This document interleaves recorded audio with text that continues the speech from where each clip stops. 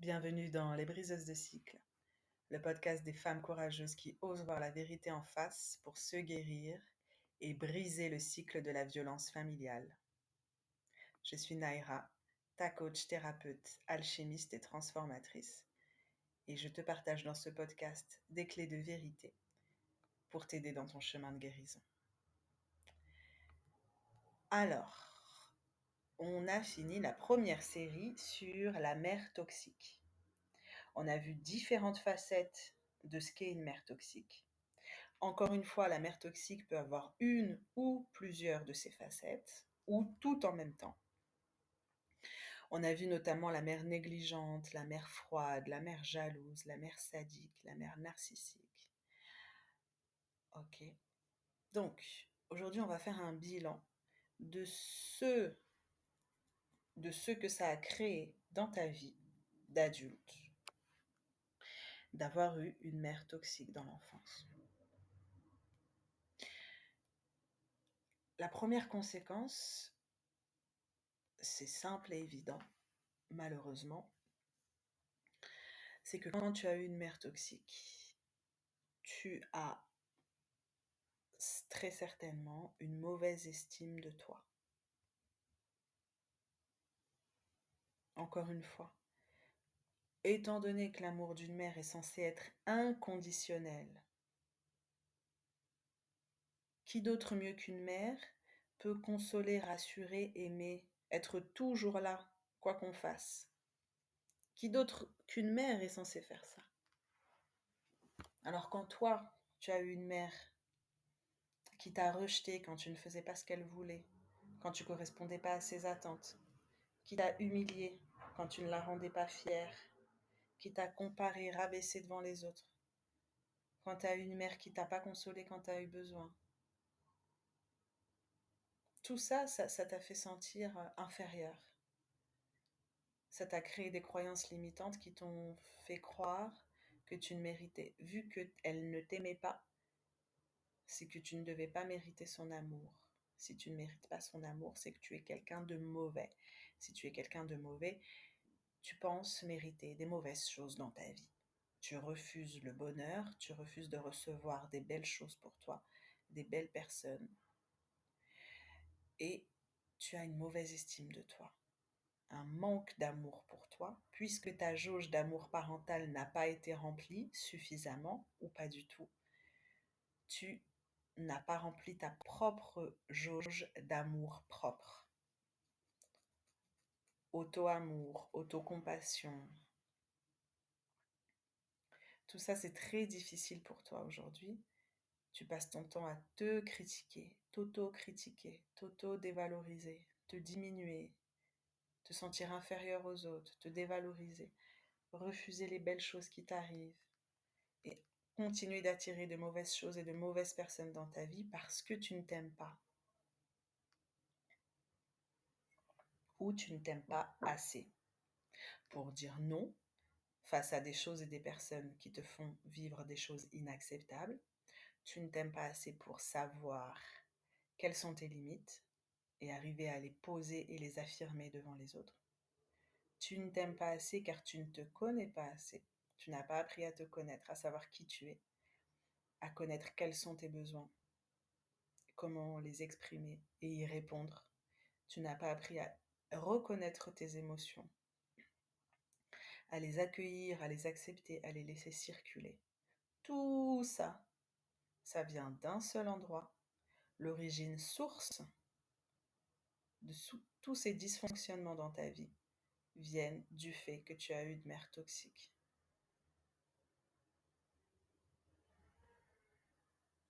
Parce que la base, la fondation, imagine un grand et bel arbre puissant. Si tu vas voir ses racines et que les racines, elles commencent à pourrir, parce qu'il y a une mauvaise chose dans la terre, l'arbre, il va mourir. Il va déflétrir. Il va finir par se casser, il va perdre ses feuilles, il va perdre ses branches. La sève ne va plus monter jusqu'en haut. Avoir eu une mère toxique, c'est la même chose. La base est pourrie et tu ne vas faire que revivre sans cesse des relations qui vont te faire souffrir comme la relation avec ta mère. Tu vas vivre en miroir ce que tu as vécu avec ta mère, que ce soit dans tes relations amicales, amoureuses et professionnelles. Je parle des relations qui ont un impact dans ta vie de tous les jours, hein, avec tes collègues directs, ton responsable, ton manager, ton patron direct, pas avec des connaissances que tu croises dans le quartier. Je te parle vraiment de gens de qui tu es proche, tu ne les attires pas par hasard, et elles sont là, en fait, ce sont des cadeaux. Derrière ces relations de souffrance, ce sont des cadeaux pour t'aider à voir ce qui demande à être guéri à l'intérieur de toi. Donc ça, c'est la première partie. Le fait d'avoir eu une mère toxique fait que tu as une mauvaise estime de toi. Tu ne te sens jamais assez bien. Tu ne te sens jamais assez à la hauteur.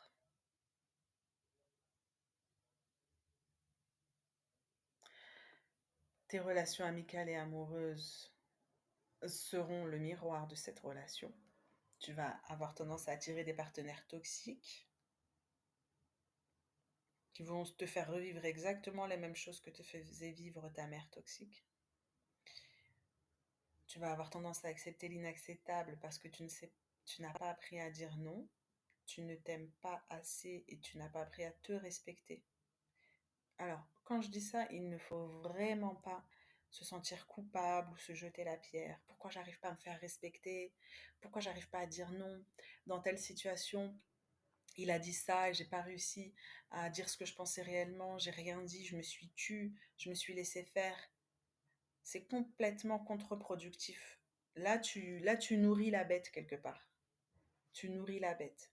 Si tu repenses à des situations dans lesquelles tu n'as pas réussi à poser tes limites, tu t'es pas affirmé, et tu t'en veux quand tu repenses à ces situations, et tu te jettes la pierre, et tu te culpabilises, et tu te dis, mais pourquoi j'ai pas réussi, pourquoi j'ai pas mis mes limites, j'aurais dû lui dire ça, et pourquoi j'ai pas fait ça. Tu nourris la bête, tu amplifies la douleur et la souffrance, et finalement, tu rejoues exactement ce qui était en jeu dans la relation toxique avec ta mère. C'est comme si tu étais devenu un petit soldat, un petit clone de ta mère, et tu te refais revivre les mêmes souffrances qu'elle te faisait vivre alors qu'elle n'est plus là.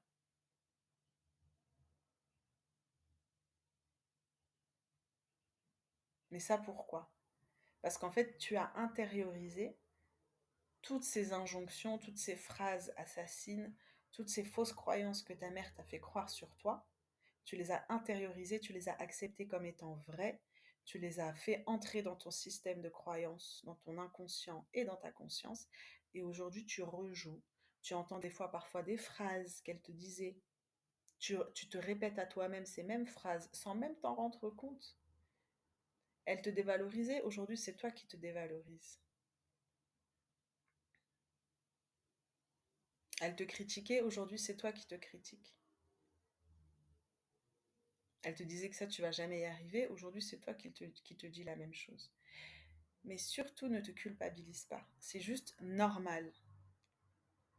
Ça ne pouvait pas être autrement. Tant que tu n'as pas fait le travail de guérison, ça ne peut pas être autrement. C'est juste normal. C'est comme si tu as un ordinateur vierge, on est venu, on t'a mis des programmes à l'intérieur de toi qui t'ont orienté, qui ont créé aujourd'hui comment tu fonctionnes, comment tu penses, comment tu es en relation, qui ont créé qu'est-ce que tu crois sur toi, qu'est-ce que tu crois sur le monde, qu'est-ce que tu crois sur les relations avec les hommes, qu'est-ce que tu crois sur les relations avec les amis, qu'est-ce que tu crois mériter dans tes relations, qu'est-ce que tu crois ne pas mériter. Tout ça, ça a été amené par les programmes qu'elle a créés en toi depuis que tu es toute petite, depuis que tu es née en fait. Peut-être avant même que tu sois née, déjà il y avait déjà des croyances. La mémoire intra-utérine, dans le ventre de la mère, il y avait déjà des croyances. Comment est-ce que sa grossesse a été accueillie? Comment est-ce qu'elle a appris que tu arrivais? Comment est-ce qu'elle a accepté ça ou pas? Qu'est-ce qu'elle a ressenti? Comment la grossesse s'est passée, l'accouchement? Tout ça, ça a créé plusieurs croyances euh, qui aujourd'hui, si tu ne fais pas le travail de guérison et de libération, restent en action dans ta vie, que tu le veuilles ou non, ce sont des programmes qui te dirigent. Aujourd'hui, ce sont ces programmes qui te dirigent. Ces programmes de célibat, ces programmes de sacrifice, ces programmes de pauvreté, ces programmes de dévalorisation, ces programmes d'autosabotage, ces programmes de dépression, ces programmes de troubles alimentaires, ces programmes... Voilà. Ce n'est pas de ta faute. Oui, c'est plus fort que toi. Ce sont des programmes qui marchent seuls. Ils fonctionnent seuls, avec ou sans toi, que tu le veuilles ou non. Il faut les imaginer comme des êtres indépendants qui sont à l'intérieur de toi et qui ont leur propre mode de fonctionnement et qui agissent avec ou sans toi. Tant que tu ne mets pas de la conscience dessus et que tu ne vas pas faire ce travail de conscience, de nettoyage et de libération, ils vont continuer à avoir le pouvoir sur toi. En fait, il faut se dire que tout ce que ta mère t'a fait croire de faux sur toi, par son comportement, par son manque d'amour, par sa violence, tout ça, ce sont comme des petits êtres à l'intérieur de toi qui ont pris le pouvoir sur toi et sur ta vie, qui aujourd'hui te dirigent, qui aujourd'hui ont créé le résultat de la vie que tu as aujourd'hui. Est-ce qu'aujourd'hui tu es satisfaite de l'état de ta vie actuelle? Est-ce que tu es satisfaite de là où tu en es, dans ta sphère pro, dans ta sphère amicale, amoureuse? Est-ce que tu sens que tu es à ta place sur Terre? Que tu remplis tes journées comme elles devraient l'être? Est-ce que tu te sens satisfaite à la fin de la journée? Est-ce que tu te sens excitée le matin à l'idée de la journée qui arrive?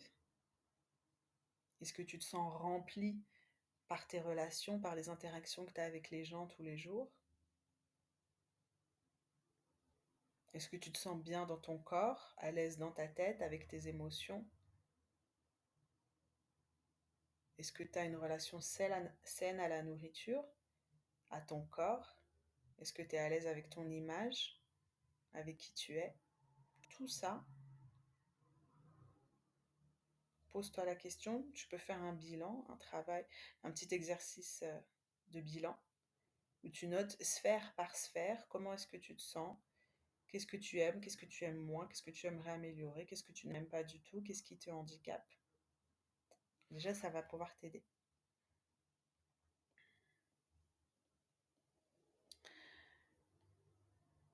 Ça, c'est l'exercice de la piste de guérison que je vais te donner pour aujourd'hui.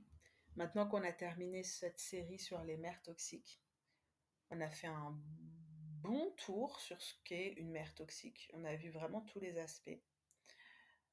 Je t'invite donc à faire si tu n'as pas encore écouté les épisodes, je t'invite à revenir en arrière. Tu peux piocher dans les épisodes que j'ai mis en ligne, voir ceux qui t'appellent. Voilà. Parce que bon, comme je t'ai dit, tous ne peuvent pas forcément résonner, et peut-être que malheureusement, si. Peut-être que ta mère avait toutes ces caractéristiques. Donc si c'est le cas, je t'invite à les écouter un par un et à revenir à cet exercice et faire cet exercice de bilan. Voilà. Dans chaque sphère de ma vie, comment je me sens, le positif, le négatif. Est-ce que peut-être pendant que tu vas faire l'exercice, tu auras, excuse-moi pour le bruit, ce bruit est bientôt fini, parce que j'espère pouvoir aller bientôt dans un endroit où il y aura moins de bruit, déménager. Pour l'instant, c'est comme ça. Je ne peux pas, j'ai pas trouvé d'autre solution. Je peux pas empêcher les motos de rouler dans la rue, mais ce ne sera que pour un temps, et c'est bientôt fini. Donc, peut-être qu'en faisant cet exercice, tu auras aussi des souvenirs qui vont te remonter, des phrases qu'elle te disait, des phrases assassines. Si elles remontent à la conscience, c'est qu'elles demandent à être libérées, qu'elles sont prêtes à être libérées. Donc, tu les notes. Et en face, tu vas prendre ton temps pour réfléchir à une phrase opposée. Si par exemple, elle te disait punaise, mais qu'est-ce que t'es bête, en face de cette phrase, tu vas noter I am, je suis, l'intelligence incarnée. Ou ça peut être I am, je suis, l'intelligence divine incarnée. Voilà. Clac! tu as fermé la porte à cette phrase qu'elle te disait. Tu vois, à chaque fois que tu as une phrase limitante qu'elle te disait, de phrase assassine, en face, tu viens mettre une croyance, une phrase aidante et constructive qui vient casser, arracher à la racine. Imagine toutes ces phrases, toutes ces croyances qu'elle t'a créées, handicapantes et qui t'handicapent aujourd'hui, imagine-les comme des mauvaises herbes. Toi, tu es un magnifique jardin dans lequel ta mère toxique, a planté des mauvaises herbes qui prennent de la place, qui empêchent les belles roses et les belles fleurs de pousser à leur aise, qui ramènent des parasites et des choses. On n'en veut pas. C'est moche, c'est inutile, ça sert à rien. Voilà. Ça nous nourrit pas. Nous, on veut de la place aussi pour faire un potager, pour faire pousser des bons légumes bio qui vont nous nourrir, nourrir notre corps et notre santé. Et on veut aussi de la place pour des fleurs, pour du beau, parce que le beau aussi, ça nourrit. Voilà. Donc, ton jardin magnifique demande à être nettoyé. Et pour ce faire, tu vas destroy carrément les phrases et les croyances limitantes qu'elle te disait en phrases aidantes, magnifiques. Tu verras, tu seras inspiré. Ne réfléchis pas trop pour la phrase, dis la première qui te vient en tête. Et à partir du moment où tu es bien posé quand tu fais cet exercice, tu es bien focus sur toi et seulement sur toi-même, tu n'es pas distraite avec quoi que ce soit d'autre, tu verras que les bonnes phrases viendront à toi comme par magie. Donc voilà, et ensuite ce qui va se passer, c'est que en répétant ces phrases aidantes et en ayant fait ce bilan sur ta vie actuelle, tu vas pouvoir aussi écrire la vie idéale que tu souhaites aujourd'hui ou pour les 5 prochaines années. Comment est-ce que tu vois ta vie, où est-ce que tu veux vivre, qu'est-ce que tu veux faire, etc. Tu peux aussi faire un tableau de visualisation créatrice, si tu as envie, si tu y crois. Euh, donc voilà. Et ce qui va se passer ensuite, c'est que petit à petit, si tu répètes ces phrases tous les jours, etc., ça va se passer. En fait, il y aura une reprogrammation. Il y aura une déprogrammation de ces fausses croyances et une reprogrammation de ce que tu amènes toi dans ton esprit et dans ta personnalité aujourd'hui. Et tu vas pouvoir te réapproprier ton pouvoir. Tu vas redevenir souveraine de ta vie. Et c'est non plus ces programmes erronés, ces parasites erronés qui auront le pouvoir sur ta vie et qui vont faire que tu attires telle personne ou que tu vis telle situation toxique encore et encore et encore et encore et encore. À l'inverse, étant donné que tu vas reprendre le pouvoir sur toi, que tu vas redevenir la chef de ta vie, tu vas apprendre à poser tes limites, à dire non, à dire ça me va pas, ça je suis pas d'accord. Tu vas apprendre à te respecter, tu vas apprendre à quitter des relations qui te font du mal, tu vas attirer naturellement à toi des belles relations et saines et qui te font du bien. Et tu vas choisir toi-même des relations saines. En fait, ce qui se passe, c'est que petit à petit, tu n'es plus victime de ton passé, que tu ne fais que sans cesse rejouer et rejouer et rejouer à l'infini jusqu'à ce que ce soit guéri, mais tu es actrice et créatrice de ta vie d'aujourd'hui. C'est ce que je fais en coaching. Si ça te parle, n'hésite pas à réserver un mini coaching offert de 30 minutes. On va faire le point sur ta situation. Je vais te donner des clés d'éveil et de guérison. Et tu seras libre ensuite de choisir si tu veux qu'on travaille ensemble ou pas. Et moi aussi, voir si je peux t'aider.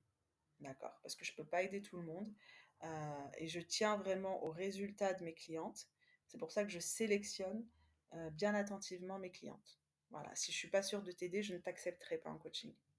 Mais attention, je ne suis pas ta sauveuse, je ne vais pas te guérir à ta place, je ne vais pas faire le travail à ta place, je ne suis qu'une accompagnatrice, une humble messagère. Voilà. Euh, je suis comme ouais, une passeuse. Je t'aide à passer d'un stade à un autre. Je suis comme une passeuse d'âme. Mais je trouverai une meilleure appellation parce que passeuse d'âme, j'aime pas trop. Mais je suis là pour t'aider à passer des caps. Voilà, pour sortir de ta situation dans laquelle tu es bloqué et tu revis sans cesse des schémas. Donc si ça te parle, n'hésite pas à réserver un appel de 30 minutes. C'est non engageant, c'est offert, c'est gratuit. Je vais rien laisser te vendre à la fin. C'est vraiment pour qu'on voit si ça match entre nous et si on peut faire un bout de chemin ensemble et si je peux t'accompagner dans ce chemin magnifique de reprendre sa vie en main, reprendre son pouvoir et sa souveraineté. Alors, d'ailleurs, dans le prochain épisode, on va commencer une nouvelle série d'épisodes qui sera, elle, sur la famille toxique. Maintenant qu'on a vu la mère toxique, on va voir la famille toxique. Qu'est-ce que c'est qu'une famille toxique?